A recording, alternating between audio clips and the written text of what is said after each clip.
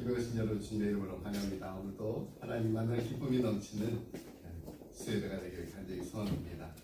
이보다 함께 하나님 앞으로 기도하면서 나가겠습니다. 하나님 감사합니다. 오늘 수요일을 맞아서 다시 한번 하나님 앞에 나와 예배 드릴 수 있는 귀한 자리를 허락하심을 감사드립니다.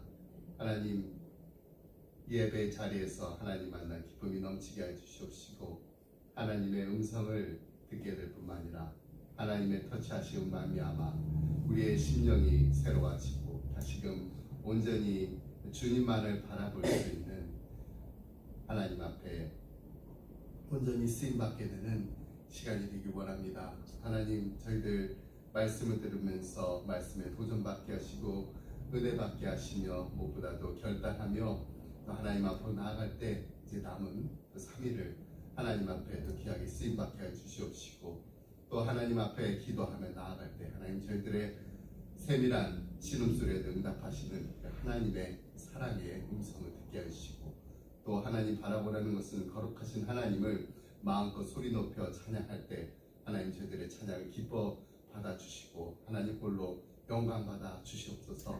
오늘도 성령 하나님께서 저희들의 예배를 주관해 주시옵시고 하나님 앞에 모든 것을 다 내어 맡기고 무거운 짐 다 십자가 앞에 내려놓사오니 돌아가는 시간에는 주님께서 주시는 참 기쁨과 평안과 사랑으로 가득한 오늘의 예배가 될 수 있도록 하나님 은혜 부어 주시옵소서. 감사드림의 모든 말씀 예수님의 이름으로 기도드립니다. 아멘. 우리 찬송가 425장 함께 찬양하시겠습니다. 주님의 뜻을 이루소서. 425장입니다.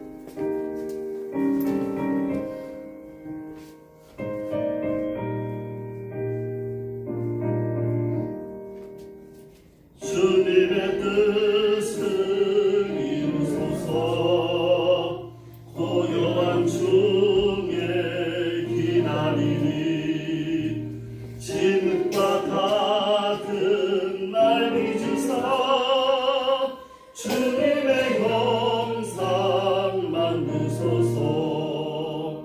주님의 뜻을 이루소서. 주님 발 앞에 엎드리니 나의 맘속을 살피시사 눈보다 희게 하옵소서.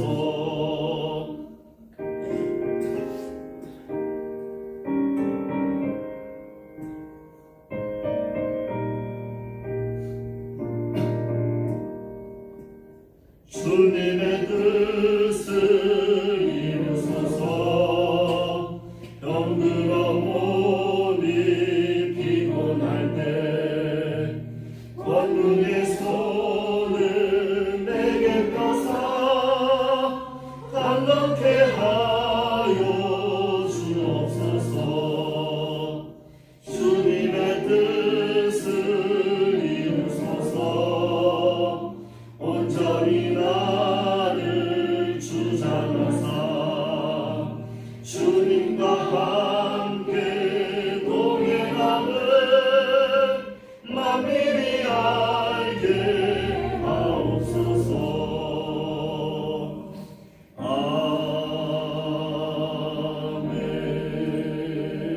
아멘. 찬송가 496장 새벽부터 우리 찬양하시겠습니다. 496장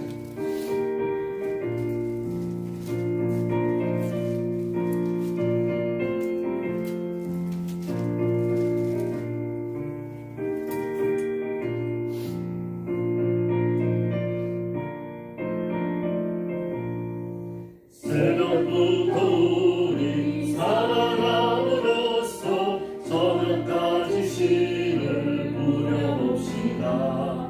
열매 차차이고 곡식 거둘 때에 기쁨으로 나를 거두리로다. 거두리로다. 거두리로다. 기쁨으로 나를 거두리로다. 거두리로다. 거두리로다. 기쁨으로 나를 거두리로다.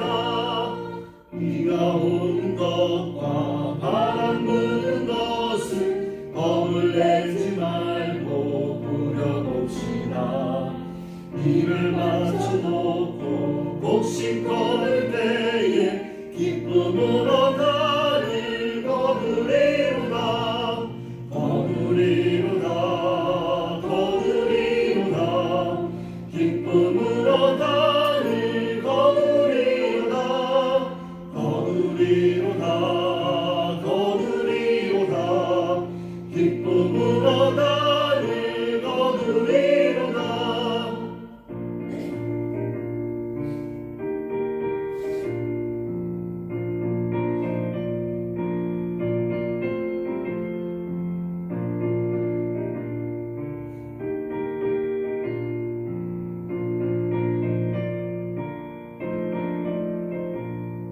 씨를 뿌릴 때에 나지 아니할까 염려하시니 애탈지라도 나중 예수께서 칭찬하시니 기쁨으로 나를 거두리로다 거두리로다 거두리로다 기쁨으로 나를 거두리로다 거두리로다 거두리로다 기쁨으로 나를 거두리로다.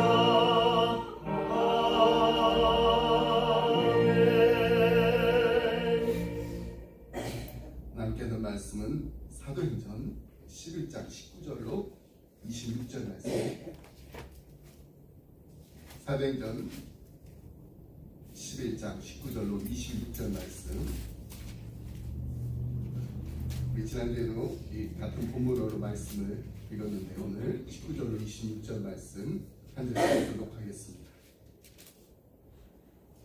제가 먼저 19절 말씀 읽습니다. 그때 스데반의 일로 일어난 환란으로 말미암아 흩어진 자들이 베니게와 구브로와 안디옥까지 이르러 유대인에게만 말씀을 전하는데 그중에 구브로와 베니게 사람이 안디옥에 이르러 헬라인에게 말하여 주 예수를 전파하니 주의 손이 그들과 함께 하심에 수많은 사람들이 믿고 주께 돌아오더라. 예루살렘 교회가 이 사람들의 소문을 듣고 바나바를 안디옥까지 보내니 그가 이르러 하나님의 은혜를 보고 기뻐하여 모든 사람에게 굳건한 마음으로 주와 함께 머물러 있으라 권하니 바나바는 착한 사람이요 성령과 믿음이 충만한 사람이라 이에 큰 무리가 주께 더하여지더라. 바나바가 사울을 찾으러 다소에 가서 만남에 안디옥에 데리고 와서 둘이 교회에 1년간 모여있어 큰 무리를 가르쳤고 제자들이 안디옥에서 비로소 그리스도인이라 일컬음을 받게 되었더라. 아멘. 네, 오늘로써 바이블 엑스포 벌써 39번째 시간입니다. 오늘 우리가 함께 읽은 본문 내용은 우리가 지난주에도 함께 살펴봤듯이 이방 세계 그 최초의 이방인 교회가 탄생하는 과정을 기록한 아주 역사적인 장면입니다.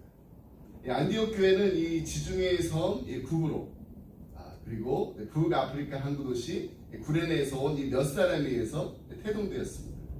근데 그 몇 사람의 그 이름이 밝혀졌나요? 밝혀지지 않았습니다. 이들은요 하나님의 영광을 위해서 자신들의 이름을 가리는 겸손한 사람들이었기 때문입니다. 그 교회를 통해서 이방 세계인 이 안디옥의 생명의 역사가 일어나고 있다는 그 소식을 접한 예루살렘 그 모교회가 즉각적으로 바나바를 안디옥 교회 목회자로 파송하였습니다. 이 안디옥에 이른 이 바나바는 하나님께서 이방에게도 베풀어 주신 이 구원의 은혜에 감격하면서 안디옥 교회 교인들에게 굳건한 마음으로 주님과 함께 머물러 있을 것을 권했습니다. 우리 22절 24절 말씀을 다시 한번 보겠습니다. 예루살렘 교회가 이 사람들의 소문을 듣고 바나바를 안디옥까지 보내니 그가 이르러 하나님의 은혜를 보고 기뻐하여 모든 사람에게 굳건한 마음으로 주와 함께 머물러 있으라 권하니 바나바는 착한 사람이요 성령과 믿음이 충만한 사람이라 이에 큰 무리가 주께 더하여지더라. 여기 헬라 원문에 보면은 우리말 권하다라고 이제 번역된 이 파라텔레오가 미완료형으로 기록되어 있습니다. 이 헬라어 문법상 미완료형이라는 것은 계속적으로 반복적으로 되는 동작을 의미합니다. 그러니까 이 바나바가요 안디옥 교회 교인들에게 굳건한 마음으로 주와 함께 머물러 있으라 이렇게 한 번 권한 것이 아니라 계속해서 기회가 있을 때마다 굳건한 마음으로 주와 함께 머물러 있어야 됩니다. 굳건한 마음으로 주와 함께 머물러 있어야 됩니다. 이렇게 그 권면을 반복했다는 것입니다. 왜 그랬을까요? 이 굳건한 마음으로 주님과 함께 머물러 있는 것이 곧 믿음이기 때문입니다. 굳건한 마음으로 주님과 함께 머물러 있지 않고서는 참된 신앙인이 될 수 없기 때문입니다. 이제 바나바가 이제 안디옥 교회 그 목회자가 되면서 이제 더 많은 사람들이 이제 교회를 찾아왔습니다. 그들은 모두 바나바가 권면한 대로 어떻게 했나요? 굳건한 마음으로 주님과 함께 머물러 있기를 원하는 사람들이었습니다. 근데 이처럼 이게 계속해서 교인들이 늘어나는 이 안디옥 교회를 이제 자기 홀로 목회하기에는 자신의 능력이 턱없이 부족함을 바나바가 절감하였습니다. 그에게는 동역자가 필요했습니다. 근데 바나바가 생각해낸 사람이 예전부터 잘 알고 있던 그때까지 사울로 불리던 바울이었습니다. 이 당시 바울은요 13년째 고향 다소에서 칩거하고 있었습니다. 13년입니다. 바나바는 이 다소의 그 바울에게 사람을 보내가지고 그로 하여금 자기를 찾아오게 하지 않았습니다. 오히려 바나바가 자신이 안디옥에서 약 100마일 정도 떨어진 이 다소까지 직접 찾아갔습니다. 가지고 바울에게 안디옥 교회를 공동 목회할 것을 정중히 제안했습니다. 그 그림에 글씨가 작게 나와서 제가 다시 한번 보여드릴게요. 자, 가이사라에서 어떤 일을 하는지 혹시 기억나세요? 네, 고넬료의 일행이 여기서 예수님을 영접받고 성령 세례를 받고 또 베드로와 함께 했던 그 일행으로부터 물세례를 받습니다. 자, 여기가 이제 안디옥 교회입니다. 아까 말씀드린 구레네 그리고 이 구브로 섬에서 온 그리스도인들이 안디옥 교회 가가지고 전도를 합니다. 그래서 복음을 받아들입니다. 이방 교회가 이제 세워지게 됐어요. 자, 다소 여기입니다. 여기서 100마일 정도 위쪽으로 올라가야 됩니다. 여기가 바로 바울의 고향입니다. 이 다소에서 바울이 몇 년 동안 13년 동안 기다리고 있습니다. 자, 13년째 고향 다소에서 칩거하고 있었습니다. 귀양 온 게 아니에요. 그냥 기다리고 있었습니다. 바나바가 이 다소의 그 바울에게 사랑을 보내서 그를 찾아온 게 아니라 어떻게 해요? 그가 직접 찾아갔어요. 이 오늘 이 본문 24절의 지문처럼 어떻게 보면은 정말 바나바 정말로 착한 사람입니다. 한 교회 목회자면은 그리고 예루살렘 그 모교에서 파송한 목회자라면은 바울 이제 내가 너 필요하니까 와 그래도 되는데 직접 찾아갔습니다. 바울은요 이 바나바의 그 제안을 흔쾌히 수락했습니다. 이 바나바를 통해서 주님께서 자신을 부르고 계심을 바울이 믿었기 때문입니다. 25절 26절 말씀을 하게 되겠습니다.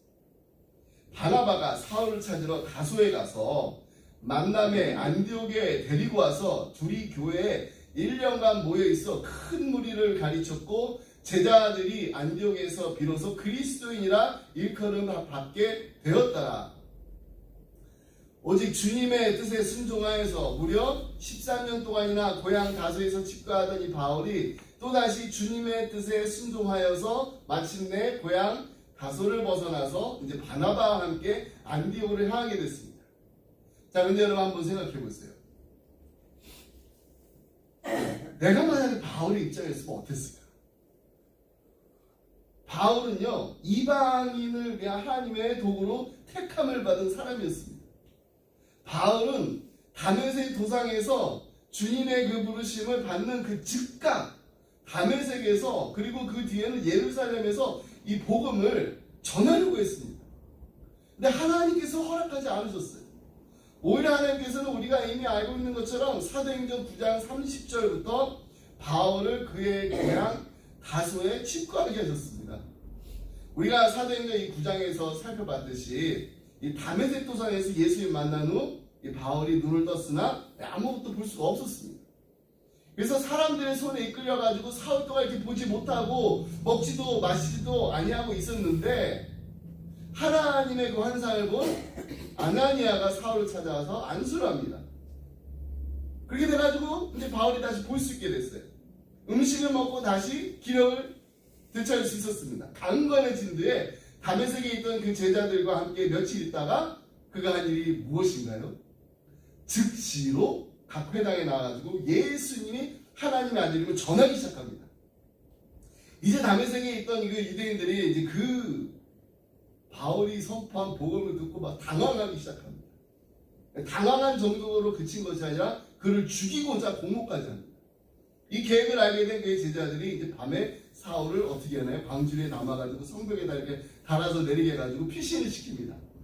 그리고 그 뒤에 어떤 일이 일어나요? 사도행전 9장 26절로 30절 말씀을 보겠습니다. 사울이 예루살렘에 가서 제자들을 사귀고자 하나 다 두려워하여 그가 제자됨을 믿지 아니하니 바나바가 데리고 사도들에게 가서 그가 길에서 어떻게 주를 보았는지와 주께서 그에게 말씀하신 일과 다메섹에서 그가 어떻게 예수의 이름으로 담대히 말하였는지를 전하니라. 사울이 제자들과 함께 있어 예루살렘에 출입하며 또 주 예수 이름으로 담대히 말하고 헬라파 유대인들과 함께 말하여 변론하니 그 사람들이 죽이려고 힘쓰니 형제들이 알고 가이사라로 데리고 내려가서 다소로 보내니라. 자, 예루살렘에서 다메섹으로, 다메섹에서 이제 다시 예루살렘으로, 그리고 예루살렘에서 어디로요? 네, 가이사라. 자, 그 다음은 어디입니까?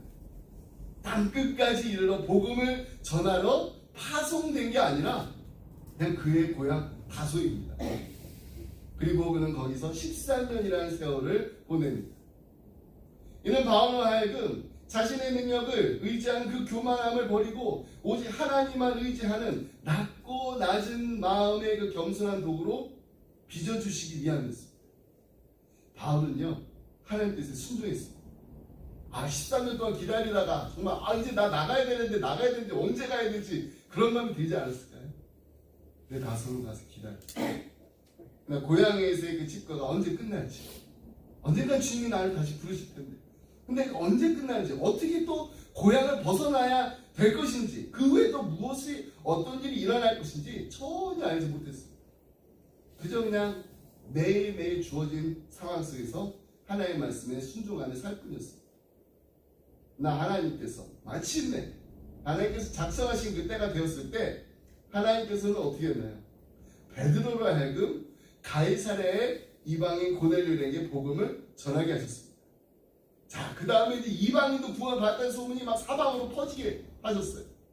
그 소문들은 지중해성 구브로와 북아프리카의 항구 구레네 그 몇 사람으로 하여금, 이름도 모르는 그 몇 사람으로 하여금 안디옥을 찾아가가지고 그곳에 이방 세계 최초의 이방 교회를 세우게 하셨습니다. 그 소식이 이제 모 교회, 예루살렘 교회에 전해지게 된 것입니다. 그리고 예루살렘 모교회를 하여금 예루살렘 그 교회 내에 많은 일꾼들이 있었는데, 많은 리더들이 있었는데 그 중에서 다른 사람 다 제쳐놓고 유독 바울을 잘 알고 있는 바나바를 안디옥 교회 목회자로 파송하게 하셨습니다. 안디옥에 이른 바나바로 하여금 오래전에 헤어졌던 바울을 또 다시 기억하게 하시고, 이제 동역자가 필요한 이 바나바는 직접 찾아가서 바울에게 청해가지고 안디옥 교회에 우리 함께 섬기자, 공동 목회하도록 하나님께서 역사하셨습니다. 근데 이 모든 일들이 다수의 칩거 중이었었던 이 바울 알고 있었을까요? 전혀 알지 못하는 가운데 이루어졌다는 사실입니다. 예루살렘 모교회가 안디옥 교회 바나바를 목회자로 파송하면서 과연 바울을 염두에 두고 보냈던 것일까요? 그럴 수도 있겠지만 성경에는 그런 언급이 없습니다.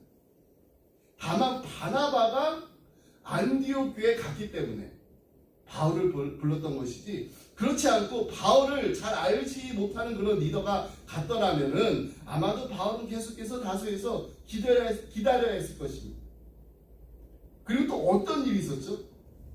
사도행전 그 10장에서 가이사랴에서 고넬료 일행에게 복음을 전했을 때 성령 세례의 그 역사가 일어나는 것을 본 이 베드로가 함께 온 그 할례 받은 신자들에게 명해서 물세례 주라는 그 사건 기억하시죠? 방금 전에 설명해 드렸는데, 만약에 베드로가 아니라 바울이 이런 복음 사역을 했었다라면은 어떤 일이 벌어졌을까요?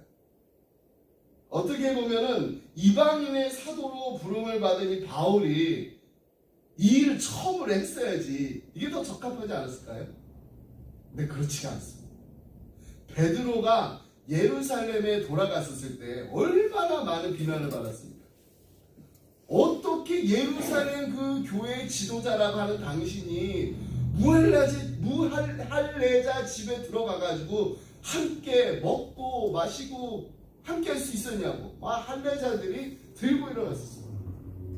이에 베드로가 하나하나 천천히 하나님께서 보여주신 그 보자기 환상부터 시작해가지고 어떻게 하나님이 그를 고넬료의 집까지 인도하시고 역사하셨는지 어떤 구원의 역사 어떻게 구원의 역사가 일어나는지를 하나하나 천천히 설명해 줬을 때 사람들이 잠잠해지고 하나님께 영광을 돌렸습니다. 근데 만약에 바울이 그런 일을 했다면 쉽지 않았을 겁니다. 예루살렘 교회의 리더 중에 리더였던 베드로가 이방인에게 복음을 전한 걸 가지고도 교회가 들썩들썩했습니다. 하물며 한때 교회를 핍박했던 바울이 아무리 회심을 하고 나서 예수님이 하나님의 아들이라고 막 복음을 전했다고 해도 그의 과거를 곱게 보지 않았던 사람들에게는 분명히 비난할 수 있는 아주 좋은 구실이 되었을 것입니다. 그렇습니다. 이 모든 과정들 하나하나가 다 하나님의 계획 안에서 하나님의 정확한 타이밍에 한 점의 오차도 없이 이루어진 것입니다. 만약 그 과정들 중에서 한 과정만 어긋났어도 우리가 아는 위대한 이 사도 바울 존재하지 못했을 것입니다. 하지만 한치의 오차도 없는 하나님의 치밀하신 역사 속에서 하나님의 때에 하나님의 방법으로 하나님의 사람을 통해 마침내 바울은 새로운 인생의 전기를 맡게 된 것입니다. 처음 우리도요 하나님의 도구로 귀하게 쓰임을 받게 될 때 내 뜻대로가 아니라 하나님의 뜻대로 내 맘대로가 아니라 하나님의 맘대로 내 시간이 아니라 하나님의 시간에 내 계획대로가 아니라 하나님의 계획대로 하나하나 이루어져 나가는 것을 보게 될 줄 믿습니다. 아멘. 여러분 우리 성도의 삶에는요 결코 우연이 없습니다. 우리에게 일어나는 모든 일에는 다 하나님의 뜻이 있습니다. 하나님의 계획 안에 있습니다. 우연이 아니라 필연적인 하나님의 그 큰 계획 안에서 하나님께서 원하시고 또 하나님의 그 온전하시고 선한 방법으로 이루어 주신다는 것을 우리가 인정하고 나아갈 때 그리고 전적으로 하나님만을 의지하며 나의 모든 것을 다 내어 맡기며 나아갈 때 하나님께서 이 모든 것을 다 이루시는 것입니다. 이것이 바로 믿음입니다. 그러므로 하나님의 때를 믿으시기 바랍니다. 하나님의 방법을 믿으시기 바랍니다. 하나님의 계획이 가장 정확하다라고 믿고 기대하며 기다리며 기도하시기 바랍니다. 하나님의 온전한 뜻이 이루어지는 것을 보게 되는 우리 기쁨의 가정 그리고 기쁨의 교회가 되기를 주님의 이름으로 축복합니다. 이 젊은 나이에 고향 다수에서 13년 동안 정말 속으로 어떻게 보면 무르익는 그 시간을 보낸 거예요. 그 시간을 거친 이 바울이 드디어 인생의 새로운 그 전환점을 맞게 됩니다. 하나님께서 바나바를 통해서 바울을 안디옥으로 불러내신 것입니다. 아마누스 산맥을 넘어가지고 이제 안디옥에 이른 이 바울은요 바나바와 함께 안디옥 교회를 몇 년 동안요? 1년 동안 공동 목회했습니다. 이방 세계에 세워진 이 최초의 이방인 그 교회에서 이방인을 위한 주님의 도구로 선택받은 이 바울의 사역이 본격적으로 이제부터 시작된 것입니다. 25절로 26절 말씀 다시 함께 보겠습니다. 바나바가 사울을 찾으러 다소에 가서 만남에 안디옥에 데리고 와서 둘이 교회에 1년간 모여 있어 큰 무리를 가르쳤고 제자들이 안디옥에서 비로소 그리스도인이라 일컬음을 받게 되었더라. 자, 이때까지는요 사울로 불렸던 이 바울이 이제 바나바와 함께 1년 동안 안디옥에서 최선을 다해 목회를 한 결과 안디옥 교회 교인들이 드디어 이제 세상 사람들로부터 그리스도인이라고 불리게 됐습니다. 크리스티아노스 즉 그리스도인이란 그리스도를 따르는 사람, 그리스도를 닮는 사람, 혹은 작은 그리스도를 일컫는 용어입니다. 우리말로 쉽게 표현하면은 예수쟁이란 말입니다. 예수쟁이. 제가 말씀을 준비하면서요, 이 예수쟁이란 말에서 공부를 하다가 이 쟁이와 장이의 그 차이점에 대한 글을 읽게 됐습니다. 이 쟁이와 장이는 이 순수한 한국말이에요. 쟁이는 그 사람의 그 됨됨이, 어떤 특이한 행동이나 성품이나 습관을 가진 그 사람에게 붙여가지고 그 사람의 인격을 나타냅니다. 그러니까 이렇게 장난을 항상 이렇게 치는 사람을 뭐라 그러죠? 네, 개구쟁이. 또 아무도 이 꺾지 못하는 사람은 네, 고집쟁이. 이 작은 일에 항상 호들갑 떠는 사람은 네, 겁쟁이. 입만 열면 거짓말하는 허풍쟁이. 그러니까 이제 그 사람의 어떤 행동, 성품, 습관을 이렇게 표현하는 거예요. 자, 특별히 그 사람의 됨됨이를 말할 때 어떻게 보면 이게 존경하기보다는 좀 비하하고 또 조롱하는 의미를 담아서 쟁이라는 말을 씁니다. 장인은요, 손으로 물건을 만드는 수공업 기술 전문가를 말합니다. 이 쇠를 이렇게 벼리는 이 홈이나 낫과 삽을 만들 수가 있습니다. 그런 사람을 대장장이라고 부릅니다. 흙으로 이렇게 그릇을 이렇게 부어내는 사람은 네, 옹기장입니다. 그러니까 그 분야의 최고의 기술을 가진 사람을 장이라고 불러요. 다른 말로는 장인이라고 부릅니다. 존경하는 뜻으로 부르는 겁니다. 옛날 예수 믿는 사람을 예수쟁이라고 불렀습니다. 2000년 전 안디옥 교회의 성도들이 기독교 역사상 처음으로 조롱을 받으면서 그리스도인이라 불렀습니다. 그리스도인, 다른 말로 한국말로 예수쟁이라고 한다면 저는 그 말이 언어학적으로 가장 가까운 해석이라고 생각합니다. 그렇게 어떻게 보면 조롱조롱 예수쟁이 그렇게 불렸지만은 그래서 그들이 정말로 예수 장이로 살 수가 있었던 것입니다. 우리 또한 마찬가지입니다. 우리 예수 믿고 구원 받아가지고 하나님의 자녀 됐잖아요.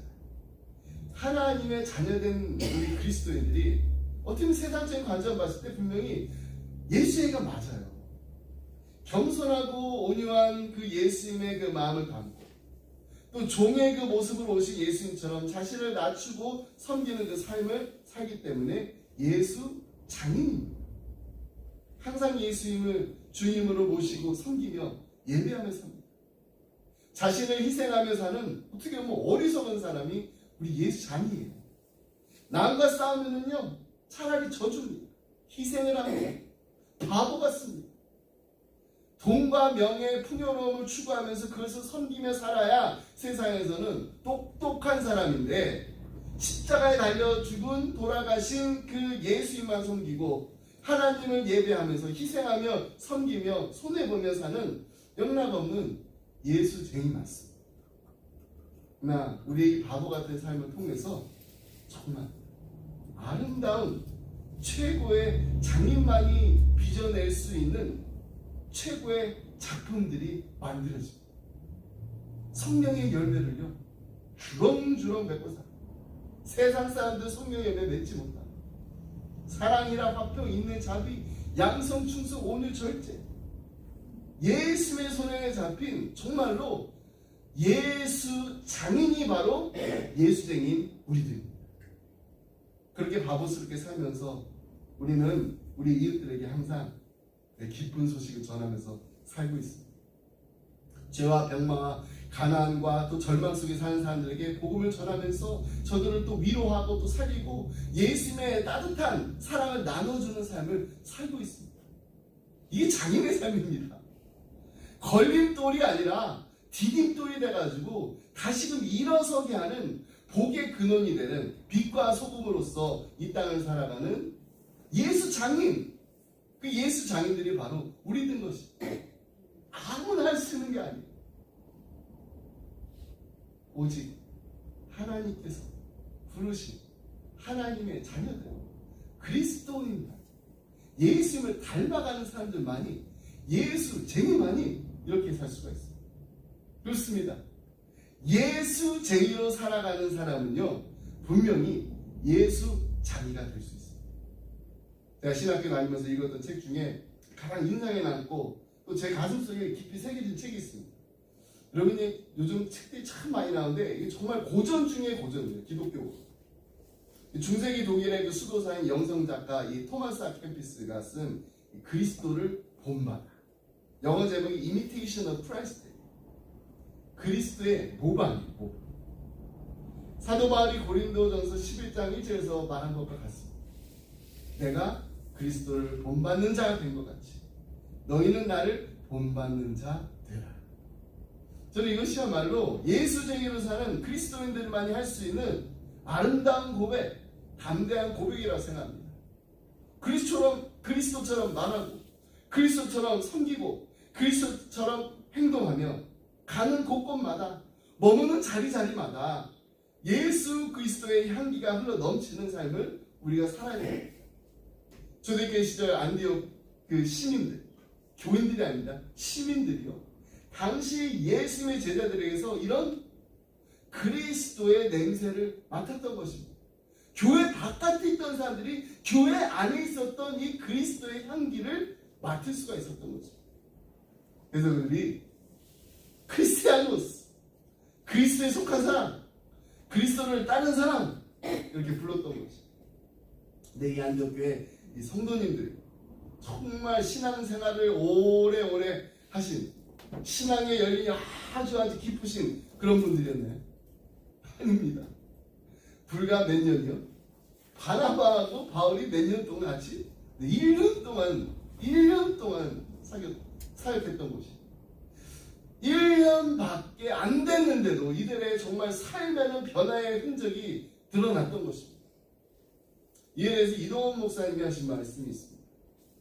목회하면서 저에게 늘 신비롭고 경이롭게 생각되는 것이 있다면 예수 믿고 교회 나온 지 수십 년 된 분들 중에도 전혀 예수 냄새가 안 나는 사람들이 있는가 하면 안디옥 교회 교인들처럼 교회 나온 지 1년밖에 안 되었는데도 그리스도의 냄새, 그리스도의 향기가 진한 성도들이 있었습니다.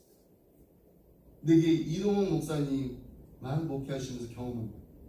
저도 정말 예수 믿고 얼마 되지 않은 분이 정말 신앙의 열린 깊으신 분이 아닙니다. 근데 그냥 열정만 있고 뜨거운 게 아니라 삶 속에서 변화가 있고 그리스도의 향기가 흘러 넘치는 분들을 보게 됐어요. 정말 이분은 예수쟁이 맞구나. 예수쟁이는 어떻습니까? 예수의 마음을 봤어요. 예수의 마음은 어떤 마음이에요? 나는 마음이 온유하고 겸손하니 라고 말씀하신 예수님처럼 자신을 드러내기보다는 늘 이웃을 어떻게 섬기고 이웃을 또 어떻게 행복하게 할 것인가 이 고민하는 사람들, 이런 사람들이 바로 진정한 그리스도인 크리스티아노스라고 부르는 것입니다. 우리는 어떻습니까? 그리스도의 향기가 우리의 삶에서 풍성히 흘러 넘치고 있나요? 유명한 전도자인 그 웨필드가 한 번은 어떤 사람으로부터 목사님, 저쪽에 그 서 있는 저 남자분 크리스찬인가요? 라고 이제 질문을 이제 받았어요.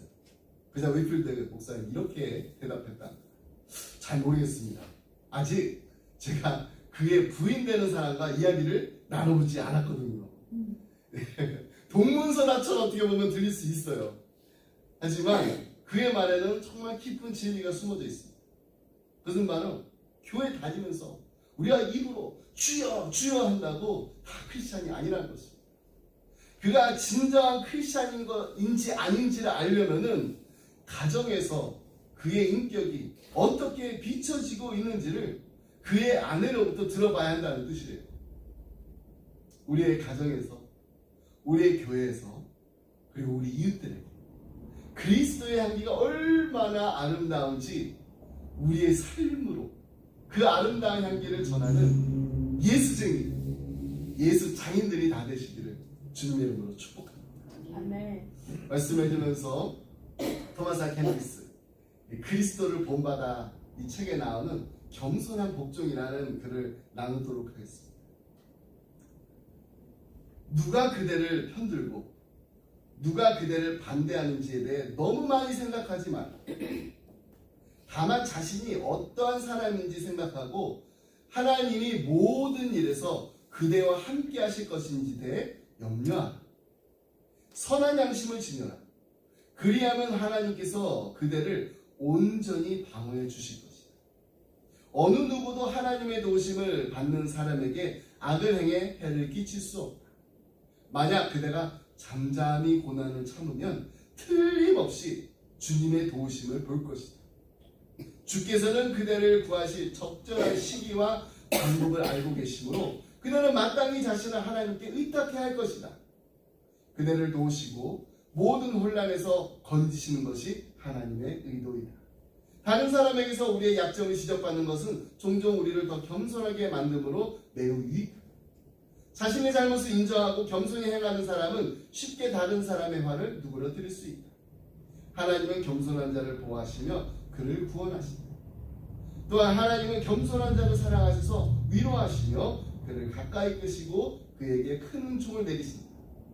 그리고 그가 모든 굴욕을 다 견딘 후에는 그를 높여 영화롭게 하신다. 하나님은 겸손한 자에게 비밀을 드러내시고 부드럽게 그를 자신에게로 이끌어 들이신다. 겸손한 자는 책망을 받아도 온전히 평안함을 유지한다. 이는 그가 세상을 의지하지 않고 하나님을 의지하기 때문이다. 만약 그대가 자신을 모든 사람보다 부족하다고 여기지 않는다면 그대는 아직 어떤 칭보도 이룬 줄로 여기지 말라. 온유하고 겸손한 예수님의 마음, 그 마음을 날마다 닮아가는 그리스도를 본받아 사는 우리 모두가 되기를 주님의 이름으로 축복합니다. 기도하겠습니다. 하나님 감사합니다. 우리를 구원하시려고 하나밖에 없는 독생자 예수 그리스도를 우리를 위해 십자가에 못 박혀 달려돌아게 하신 그 크신 하나님 아버지의 사랑에 감사드립니다. 구원받은 하나님의 자녀로서 이 땅을 살아가면서 하나님의 자녀된 권세 누릴 뿐만 아니라 예수 그리스도의 복음과 사랑을 전하며 나누는 예수님의 증인으로서 살게 해 주시옵소서. 2024년도 새해를 맞아서 우리 주위에 있는 모든 사람들로부터 나도 당신과 같은 예수 증인가 되고 싶습니다. 우리에게도 당신이 믿는 예수님에 대해 말해주세요. 보여주세요라는 말을 들을 수 있는 놀라운 축복을 누리게 하여 주시옵소서. 우리 기쁨의 교회가 휴스턴을 넘어서 텍사스를 넘어서 미국을 넘어서 땅끝까지 예수 그리스도의 아름다운 향기가 흘러넘치는 하나님 보시기에 아름다운 공동체가 되게 하여 주시옵소서. 하나님 사랑 우리 자녀들 위해서 기도합니다. 남한 일을 하나님의 손으로 붙들어 주시고 이끌어 주셔서 하나님 나라의 귀한 일꾼들로서 날마다 우리 주님의 복음과 사랑을 나누고 전하는 예수 쟁이로 이 땅을 살아갈 수 있도록 하나님 함께해 주시옵소서. 축복하여 주시옵소서. 날마다 주의 가장 가까운 주님의 옆에서 주님을 보고 배움으로 이들의 마음이 주님을 닮아 겸손하고 온유하게 하여 주시옵소서. 이 모든 말씀 우리를 사랑하신 예수 그리스도의 이름으로 기도드립니다. 아멘. 아멘. 자, 우리 다 같이 내 마음의 주를 향한 사랑이 함께 부르겠습니다. 이 가사가 좀 작아서요. 제가 먼저 좀 읽어드릴게요. 내 마음의 주를 향한 사랑이 나의 말엔 주가 주신 진리로 나의 눈에 주의 눈물 채워주소서. 내 입술엔 찬양의 향기가 두 손에는 주를 닮은 섬김이 나의 삶에 주의 흔적 남게 하소서. 하나님의 사랑이 영원히 함께하리. 십자가의 길을 걷는 자에게 순교자의 삶을 사는 이에게 조롱하는 소리와 세상 유혹 속에도 주의 순결한 신부 되리라. 내 생명 주님께 드리리. 마음의 주를 향한 사랑이 나의 말엔 주가 주신 진리로 나의 말엔 주가 주신 진리로 나의 눈에 주의 눈물 채워주소서. 나의 눈에 주의 눈물 채워주소서.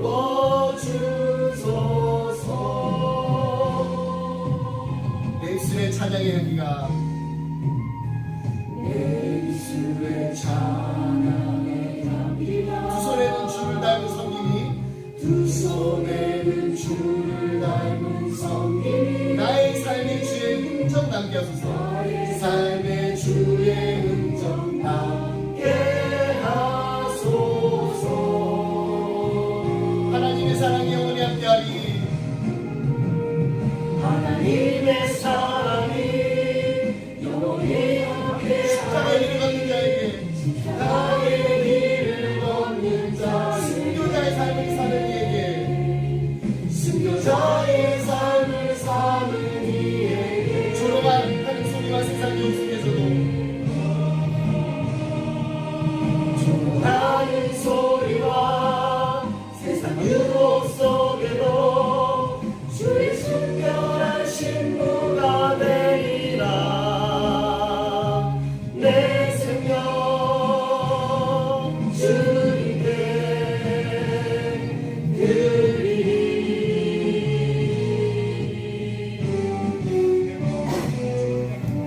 내 마음에 주를 향한 사랑이 나의 말엔 주가 주신 진리로 나의 눈에 주의 눈물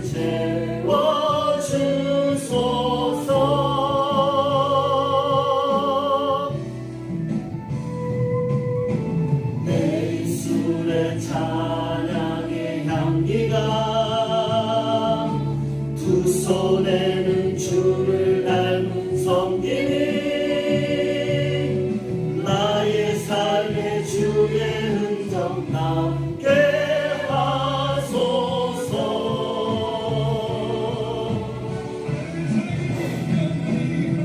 하나님의 사랑이 영원히 함께하리 십자가의 길을 걷는 자에게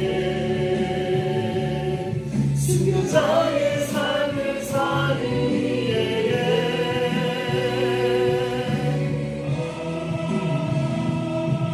조롱하는 소리와 세상 유혹 속에도 주의 순결한 신부가 되리라 내 생명 주님께 드리리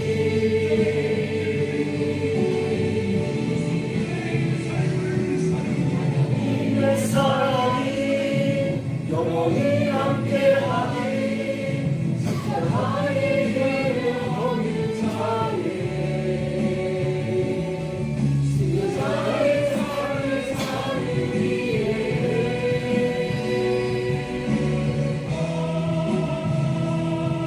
조롱하는 소리와 세상 유혹 속에도 주의 순결한 신부가 되리라 내 생명 주님께 내 생명 주님께 내 생명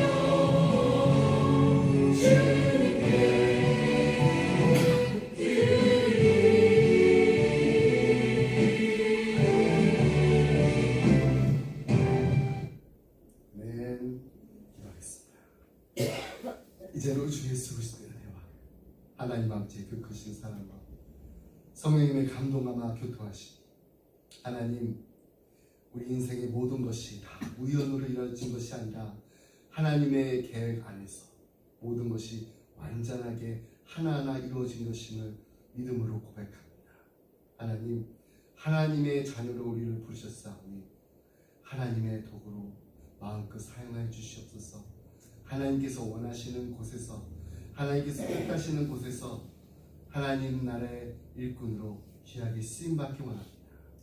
하나님 사람들이 우리를 봤을 때 예수 그리스도의 모습을 닮은 삶이 이렇게 아름답고 축복된 삶이구나라는 것을 부러워하며 칭찬하는 예수쟁이로 예수 장인으로 그리스도인으로서 이 땅을 살아감으로 하나님께 기쁨 드리고 하나님께 영광 돌리게 하여 주시옵소서. 간절한 마음으로 기도드리는 자들 사랑하는 성도님들과 가정과 생업이 우리 주님의 몸된 교회들이 지금부터 영원토록 함께 하시길 간절히 축원하옵나이다. 아멘. 아멘.